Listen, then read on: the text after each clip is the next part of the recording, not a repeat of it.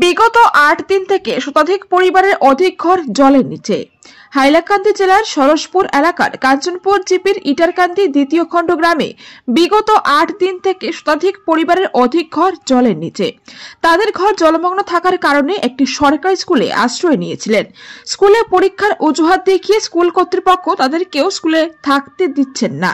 এখন তারা এত সব গৃহহারা মানুষ কোথায় যাবেন, কি করবেন বুঝে পাচ্ছেন না। এখন পর্যন্ত কোনো সরকারি আধিকারিক এসে তাদের কোনো খোঁজ খবর নেন নাই। এই পরিস্থিতিতে অসহায় পরিবারগুলো সরকারের দৃষ্টি আকর্ষণ করেছেন। 8 দিন ধরে আমরা দলর নিচে সব গড় 15-16টা না মনে 300-400 গড় আমরা দলর নিচে আছি। আমরা কেউ সাহায্য করছে না, কেউ তবে দেখছে। ইকান হইল ইটাকান্দি পার্ট 2 কাঞ্চনপুর এরিয়া। এই জায়গার উপরে কেউ আইছেও না, কেউ দিয়ে করছে না। স্কুলেও আমরা মানুষ পয়লা এটা কেউ আইছে না। এখন আমরা স্কুলে গেছিলাম পয়লা দিন গিয়ালে ঘুরে দিলাইছে, ঘুরে দিয়া এ বাদে দিন গিয়ালে জায়গা দিছে সব মানুষ দিছে না, কয়েকজন পরিবার দিয়ে দিছে।